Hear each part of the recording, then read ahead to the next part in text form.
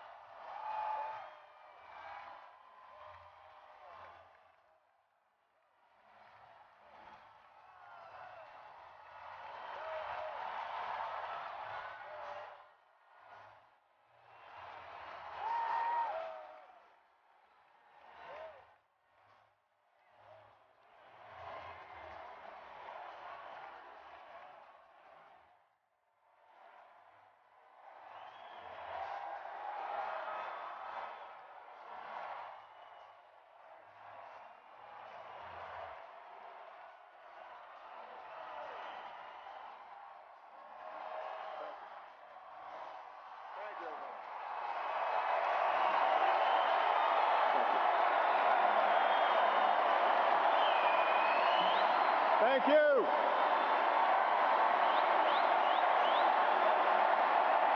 Thank you. Thank you. Thank you. Thank you so much. Thank you, everybody.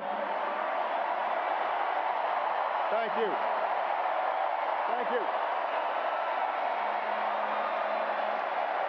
Thank you so much, everybody. Thank you. Thank you. Thank you, everybody.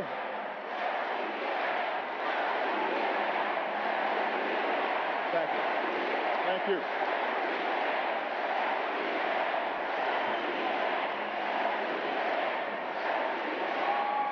Thank you so much, everybody.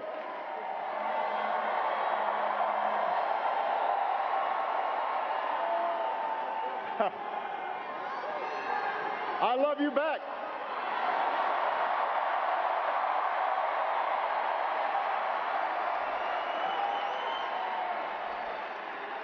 Hello, America. Hello, Democrats.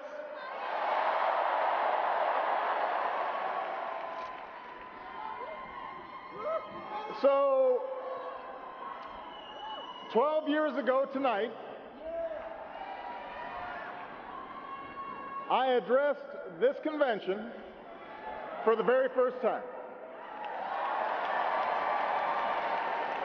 You met my two little girls, Malia and Sasha, now two amazing young women who just fill me with pride. You fell for my brilliant wife and partner, Michelle.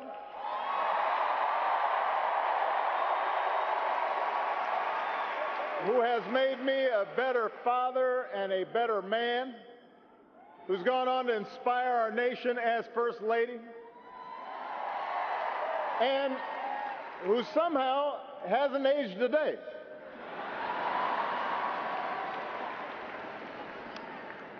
I know, the same cannot be said for me.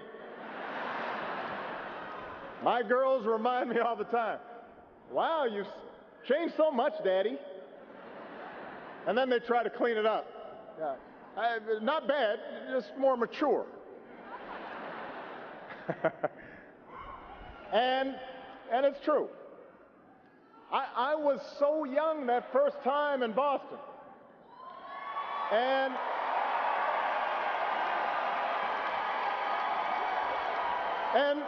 look, I'll admit it, maybe I was a little nervous addressing such a big crowd. But I was filled with faith. Faith in America. The generous, big-hearted, hopeful country that made my story, that made all of our stories possible. A lot's happened over the years. And while this nation has been tested by war, and it's been tested by recession, and all manner of challenges, I stand before you again tonight after almost 2 terms as your president, to tell you I am more optimistic about the future of America than ever before.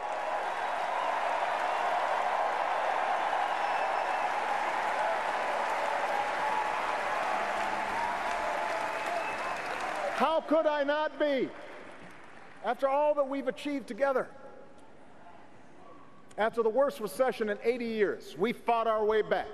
We've seen deficits come down, 401ks recover, an auto industry set new records, unemployment reach 8-year lows, and our businesses create 15 million new jobs. After a century of trying, we declared that health care in America is not a privilege for a few, it is a right for everybody.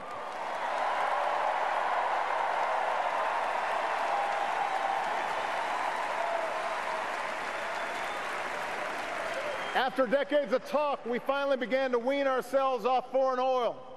We doubled our production of clean energy. We brought more of our troops home to their families. And we delivered justice to Osama bin Laden.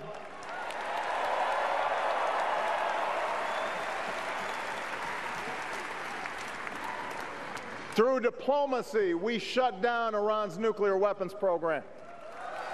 We opened up a new chapter with the people of Cuba, brought nearly 200 nations together around a climate agreement that could save this planet for our children.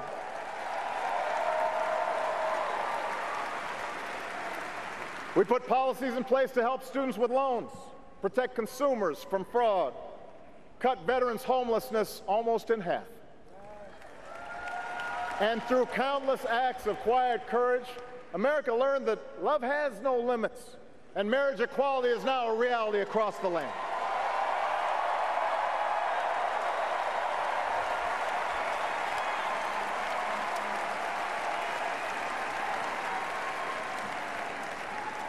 By so many measures, our country is stronger and more prosperous than it was when we started. And through every victory and every setback, I've insisted that change is never easy and never quick, that we wouldn't meet all of our challenges in one term or one presidency or even in one lifetime. So tonight I'm here to tell you that, yes, we've still got more work to do. More work to do for every American still in need of a good job or a raise, paid leave or a decent retirement, for every child who needs a sturdier ladder out of poverty or world-class education, for everyone who has not yet felt the progress of these past 7.5 years. We need to keep making our streets safer and our criminal justice system fair, our homeland more secure, our world more peaceful and sustainable for the next generation. We're not done perfecting our union or living up to our founding creed, that all of us are created equal. All of us are free in the eyes of God.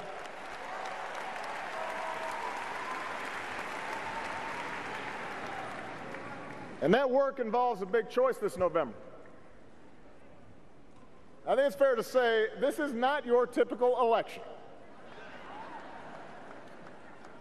It's not just a choice between parties or policies, the usual debates between left and right.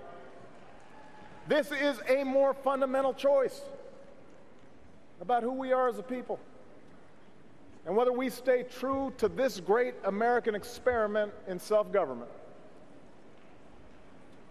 Look, we Democrats have always had plenty of differences with the Republican Party, and there's nothing wrong with that. It's precisely this contest of ideas that pushes our country forward.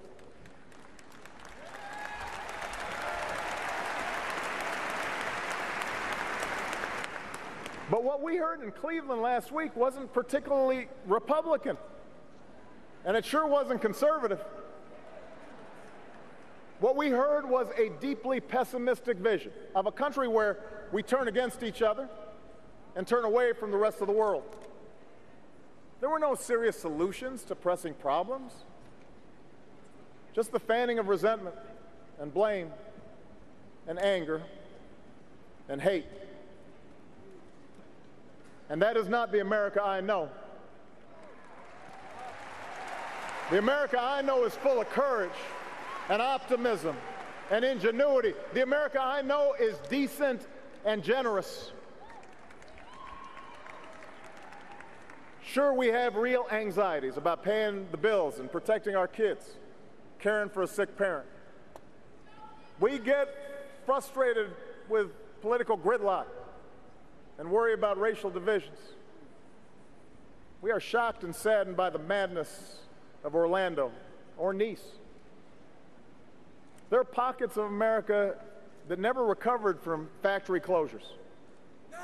Men who took pride in hard work and providing for their families who now feel forgotten. Parents who wonder whether their kids will have the same opportunities that we had. All of that is real. We are challenged to do better, to be better. But as I've traveled this country, through all 50 states, as I've rejoiced with you and mourned with you, what I have also seen more than anything is what is right with America. I see people working hard and starting businesses. I see people teaching kids and serving our country. I see engineers inventing stuff, doctors coming up with new cures. I see a younger generation full of energy and new ideas, not constrained by what is, ready to seize what ought to be.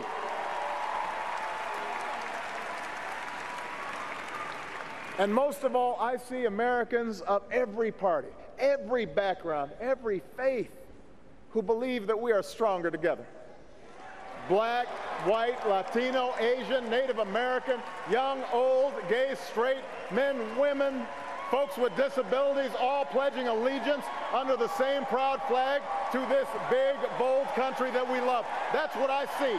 That's the America I know. And there is only one candidate in this race who believes in that future, has devoted her life to that future, a mother and a grandmother who would do anything to help our children thrive. A leader with real plans to break down barriers and blast through glass ceilings and widen the circle of opportunity to every single American, the next president of the United States, Hillary Clinton.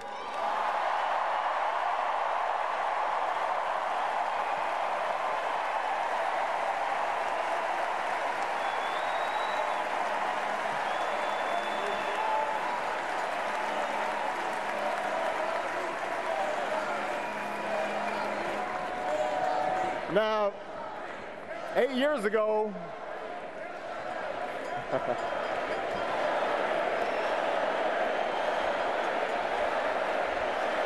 that's right. Let me tell you, 8 years ago, you may remember Hillary and I were rivals for the Democratic nomination. We battled for a year and a half. Let me tell you, it was tough, because Hillary was tough. I was worn out. She was doing everything I was doing, but just like Ginger Rogers, it was backwards in heels.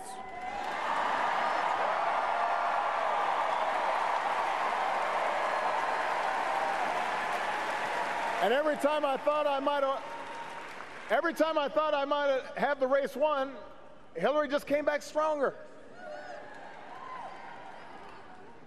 But after it was all over, I asked Hillary to join my team. And she was a little surprised. Some of my staff was surprised. But ultimately, she said yes, because she knew that what was at stake was bigger than either of us. And for 4 years, I had a front row seat to her intelligence, her judgment, and her discipline. I came to realize that her unbelievable work ethic wasn't for praise, it wasn't for attention, that she was in this for everyone who needs a champion.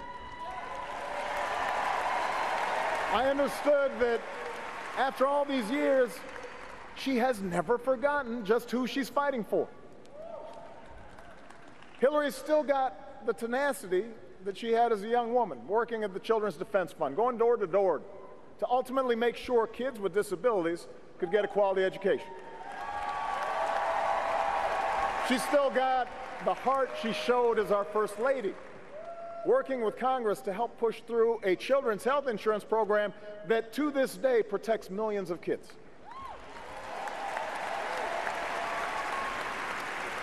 She's still seared with the memory of every American she met who lost loved ones on 9/11, which is why, as a senator from New York, she fought so hard for funding to help first responders, to help the city rebuild.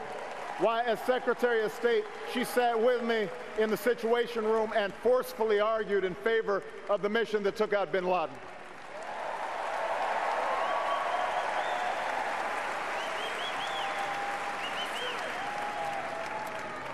You know, nothing truly prepares you for the demands of the Oval Office.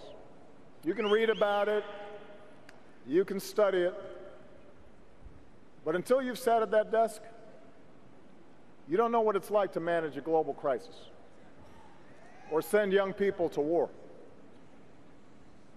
But Hillary's been in the room. She's been part of those decisions. She knows what's at stake in the decisions our government makes. What's at stake for the working family, for the senior citizen, for the small business owner, for the soldier, for the veteran. And even in the midst of crisis, she listens to people and she keeps her cool and she treats everybody with respect. And no matter how daunting the odds, no matter how much people try to knock her down, she never, ever quits.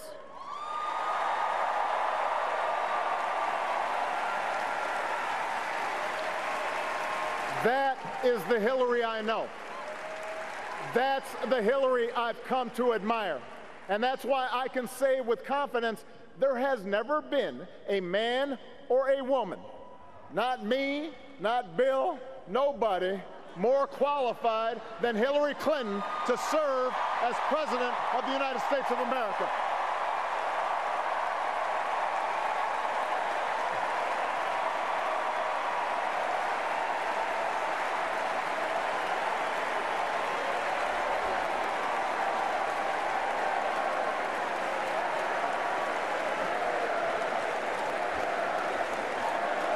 I hope you don't mind, Bill, but I was just telling the truth, man. And by the way, in case you're wondering about her judgment, take a look at her choice of running mate. Tim Kaine is as good a man, as humble and as committed a public servant as anybody that I know. I know his family. I love Ann. I love their kids. He will be a great vice president. He will make Hillary a better president, just like my dear friend and brother Joe Biden has made me a better president.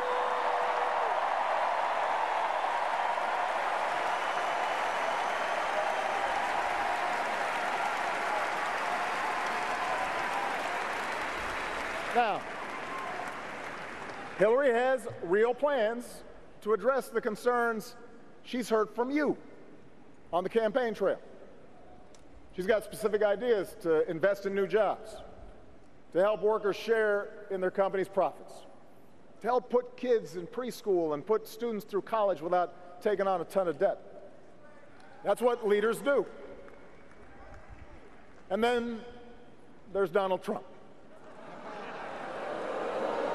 Don't boo, vote.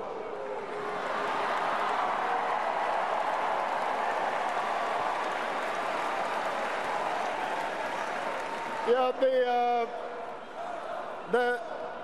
the Donald is not really a plans guy. He's not really a facts guy either. He calls himself a business guy, which is true, but I have to say I know plenty of businessmen and women who've achieved remarkable success without leaving a trail of lawsuits and unpaid workers and people feeling like they got cheated.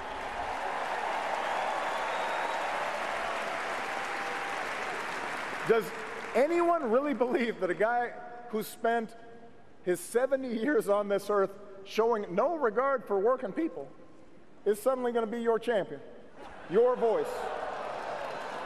If so, you should vote for him. But if you're someone who's truly concerned about paying your bills, if you're really concerned about pocketbook issues and seeing the economy grow and creating more opportunity for everybody, then the choice isn't even close. If you want someone with a lifelong track record of fighting for higher wages and better benefits and a fairer tax code and a bigger voice for workers and stronger regulations on Wall Street, then you should vote for Hillary Clinton.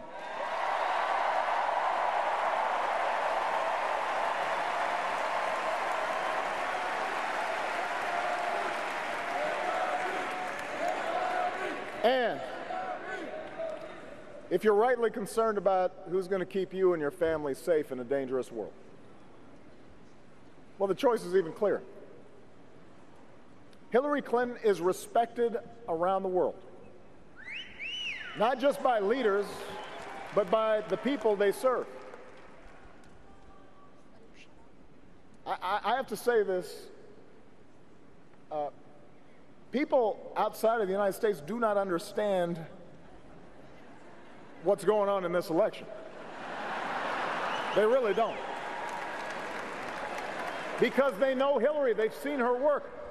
She's worked closely with our intelligence teams, our diplomats, our military. She has the judgment and the experience and the temperament to meet the threat from terrorism. It's not new to her. Our troops have pounded ISIL without mercy, taking out their leaders, taking back territory. And I know Hillary won't relent until ISIL is destroyed. She will finish the job. And she will do it without resorting to torture or banning entire religions from entering our country. She is fit and she is ready to be the next commander-in-chief.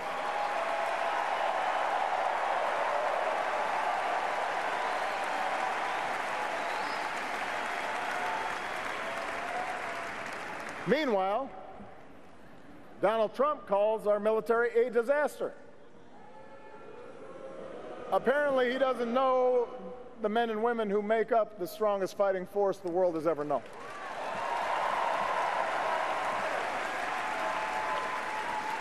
He suggests America is weak. He must not hear the billions of men and women and children from the Baltics to Burma who still look to America to be the light of freedom and dignity and human rights.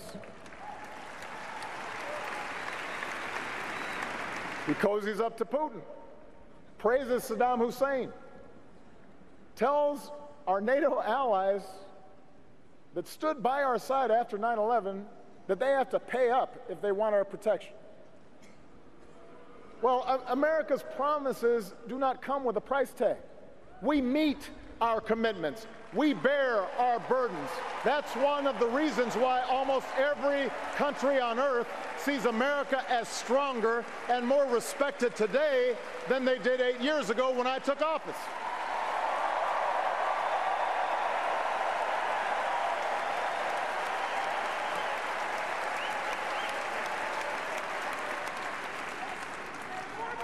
America is already great. America is already strong. And I promise you, our strength, our greatness, does not depend on Donald Trump. In fact, it doesn't depend on any one person. And that, in the end, may be the biggest difference in this election. The meaning of our democracy. Ronald Reagan called America a shining city on a hill. Donald Trump calls it a divided crime scene that only he can fix. It doesn't matter to him that illegal immigration and the crime rate are as low as they've been in decades, because he's not actually offering any real solutions to those issues. He's just offering slogans, and he's offering fear. He's betting that if he scares enough people, he might score just enough votes to win this election. And that's another bet that Donald Trump will lose. And the reason he'll lose it is because he's selling the American people short. We're not a fragile people. We're not a frightful people. Our power doesn't come from some self-declared savior promising that he alone can restore order as long as we do things his way. We don't look to be ruled. Our power comes from those immortal declarations first put to paper right here in Philadelphia all those years ago. We hold these truths to be self-evident, that all men are created equal, that we, the people, can form a more perfect union. That's who we are. That's our birthright, the capacity to shape our own destiny.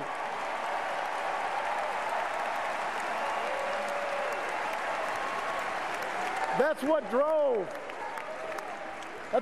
patriots to choose revolution over tyranny, and our GIs to liberate a continent. It's what gave women the courage to reach for the ballot, and marchers to cross a bridge in Selma, and workers to organize and fight for collective bargaining and better wages.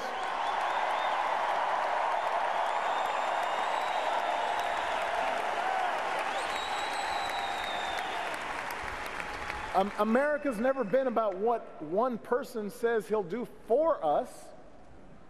It's about what can be achieved by us, together, through the hard and slow and sometimes frustrating, but ultimately enduring work of self-government. And that's what Hillary Clinton understands. She knows that this is a big, diverse country. She has seen it. She's traveled. She's talked to folks. And she understands that most issues are rarely black and white. She understands that even when you're 100% right, getting things done requires compromise. That democracy doesn't work if we constantly demonize each other. She knows that for progress to happen, we have to listen to each other and see ourselves in each other and fight for our principles, but also fight to find common ground, no matter how elusive that may sometimes seem. Hillary knows we can work through racial divides in this country when we realize the worry black parents feel when their son leaves the house isn't so different than what a brave cop's family feels when he puts on the blue and goes to work. That we can honor police and treat every community fairly. We can do that.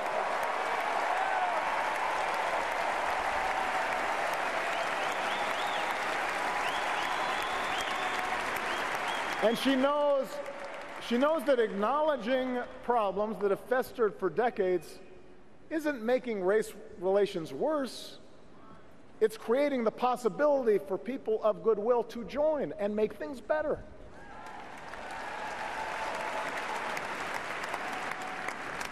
Hillary knows we can insist on a lawful and orderly immigration system while still seeing striving students and their toiling parents as loving families, not criminals or rapists. Families that came here for the same reason our forebears came, to work and to study and to make a better life in a place where we can talk and worship and love as we please.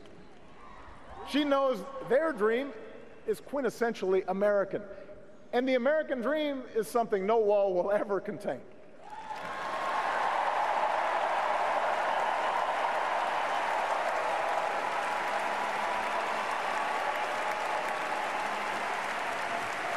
These are the things that Hillary knows. It can be frustrating, this business of democracy. Trust me, I know. Hillary knows too. When the other side refuses to compromise, progress can stall. People are hurt by the inaction. Supporters can grow impatient and worry that you're not trying hard enough, that you've maybe sold out. But I promise you, when we keep at it, when we change enough minds, when we deliver enough votes, then progress does happen. And if you doubt that, just ask the 20 million more people who have health care today. Just ask the Marine who proudly serves his country without hiding the husband that he loves.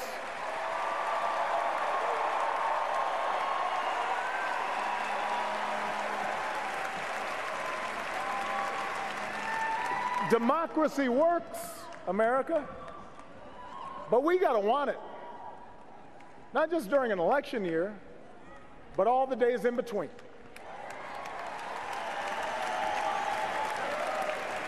So if you agree that there's too much inequality in our economy and too much money in our politics, we all need to be as vocal and as organized and as persistent as Bernie Sanders supporters have been during this election.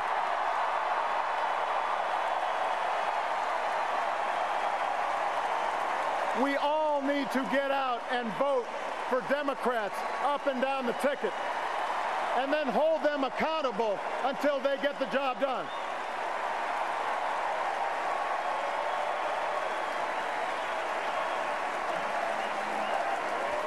That's right, feel the burn.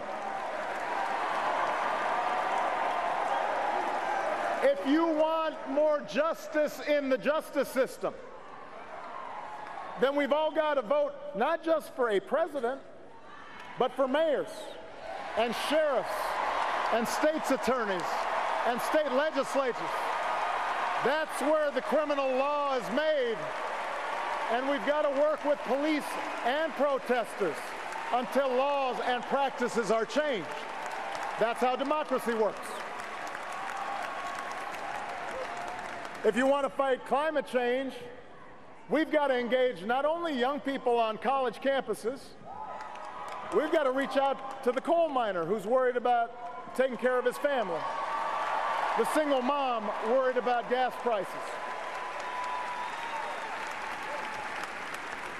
If you want to protect our kids and our cops from gun violence, we've got to get the vast majority of Americans, including gun owners who agree on things like background checks, to be just as vocal and just as determined as the gun lobby that blocks change through every funeral that we hold. That is how change happens.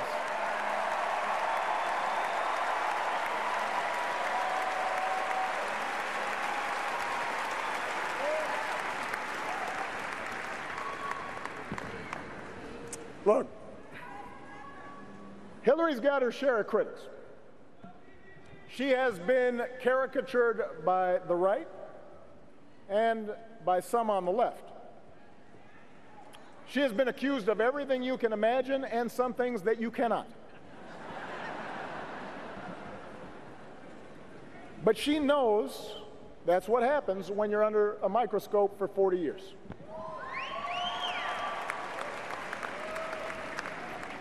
She knows that sometimes during those 40 years she's made mistakes, just like I have, just like we all do. That's what happens when we try. That's what happens when you're the kind of citizen Teddy Roosevelt once described. Not the timid souls who criticize from the sidelines, but someone who is actually in the arena, who strives valiantly, who errs, but who at the best knows in the end the triumph of high achievement. Hillary Clinton is that woman in the arena.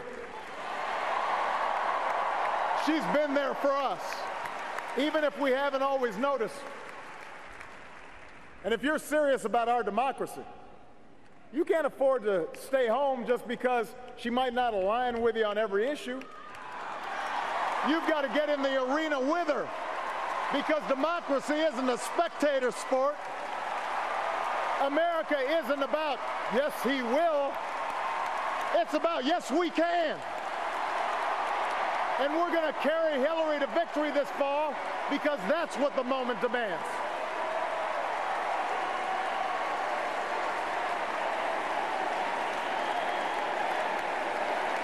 Yes, we can. Not yes, she can, not yes, I can. Yes, we can.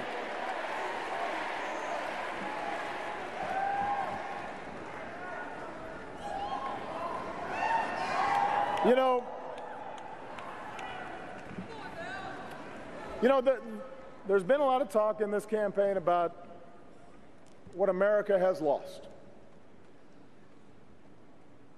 People who tell us that our way of life is being undermined by pernicious changes and dark forces beyond our control.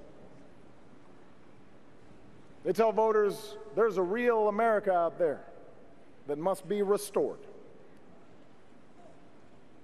This isn't an idea, by the way, that started with Donald Trump. It's been peddled by politicians for a long time, probably from the start of our republic. And it's gotten me thinking about the story I told you 12 years ago tonight about my Kansas grandparents and the things they taught me when I was growing up. See, my grandparents, they came from the heartland.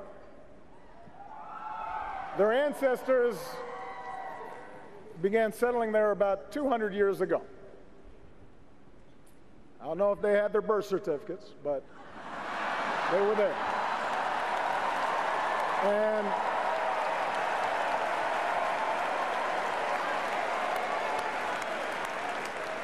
they were Scotch-Irish mostly. Farmers, teachers, ranch hands, pharmacists, oil rig workers. Hardy, small-town folk. Some were Democrats, but a lot of them, maybe even most of them, were Republicans. Party of Lincoln. And my grandparents explained that folks in these parts, they didn't like show-offs. They didn't admire braggarts or bullies. They didn't respect mean-spiritedness or folks who were always looking for shortcuts in life. Instead, what they valued were traits like honesty and hard work, kindness, courtesy, humility, responsibility, helping each other out. That's what they believed in. True things, things that last, the things we try to teach our kids. And what my grandparents understood was that these values weren't limited to Kansas. They weren't limited to small towns. These values could travel to Hawaii. They could travel even to the other side of the world, where my mother would end up working to help poor women get a better life, trying to apply those values. My grandparents knew these values weren't reserved for one race. They could be passed down to a half Kenyan grandson or a half Asian granddaughter. In fact, they were the same values Michelle's parents, the descendants of slaves, taught their own kids living in a bungalow on the south side of Chicago. They knew these values were exactly what drew immigrants here. And they believed that the children of those immigrants were just as American as their own. Whether they wore a cowboy hat or a yarmulke, a baseball cap or a hijab.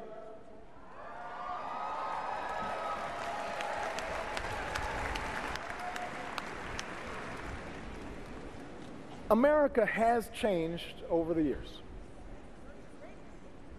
But these values, that my grandparents taught me, they haven't gone anywhere. They're as strong as ever, still cherished by people of every party, every race, every faith. They live on in each of us. What makes us American, what makes us patriots, is what's in here. That's what matters. And that's why we can take the food and music and holidays and styles of other countries and blend it into something uniquely our own. That's why we can attract strivers and entrepreneurs from around the globe to build new factories and create new industries here.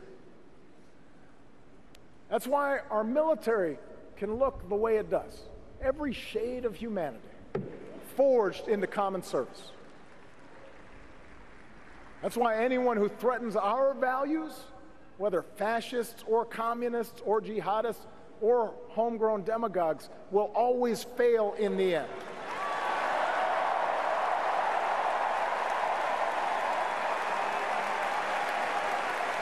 That is America. That is America. Those bonds of affection, that common creed. We don't fear the future, we shape it. We embrace it as one people, stronger together than we are on our own. That's what Hillary Clinton understands.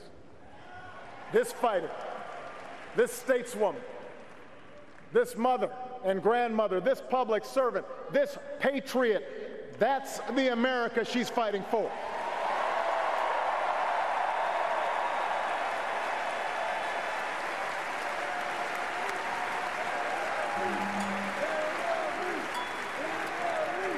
And that is why I have confidence, as I leave this stage tonight, that the Democratic Party is in good hands.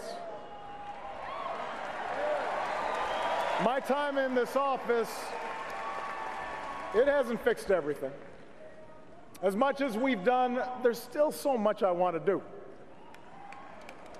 But for all the tough lessons I've had to learn, for all the places where I've fallen short, I've told Hillary, and I'll tell you what's picked me back up every single time. It's been you, the American people. It's the letter I keep on my wall from a survivor in Ohio who twice almost lost everything to cancer, but urged me to keep fighting for health care reform, even when the battle seemed lost. Do not quit.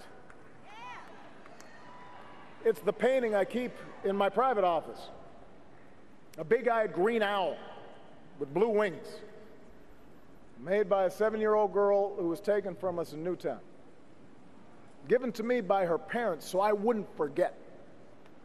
A reminder of all the parents who have turned their grief into action. It's the small business owner in Colorado who cut most of his own salary so he wouldn't have to lay off any of his workers in the recession, because he said that wouldn't have been in the spirit of America. It's the conservative in Texas who said he disagreed with me on everything, but he appreciated that, like him, I try to be a good dad. It's the courage of the young soldier from Arizona who nearly died on the battlefield in Afghanistan, but who has learned to speak again and walk again. And earlier this year, stepped through the door of the Oval Office on his own power to salute and shake my hand. It is every American who believed we could change this country for the better. So many of you who'd never been involved in politics, who picked up phones and hit the streets and used the internet in amazing new ways that I didn't really understand but made change happen. You are the best organizers on the planet, And I am so proud of all the change that you made possible.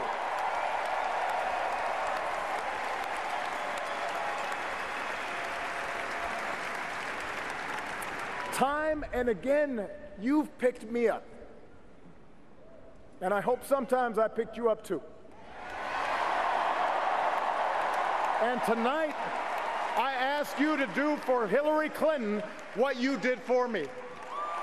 I ask you to carry her the same way you carried me, because you're who I was talking about 12 years ago when I talked about hope.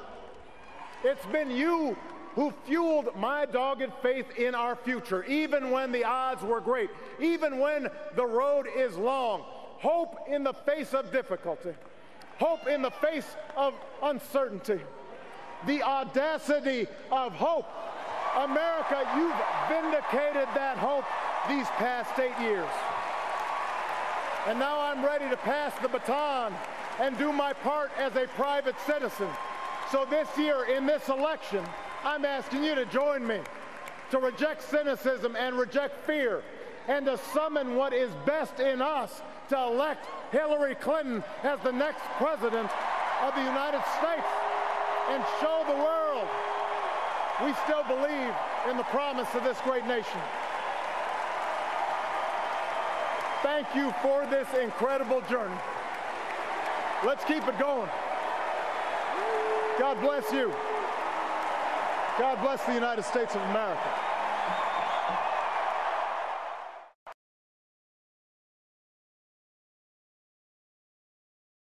This has been a Sunfish production.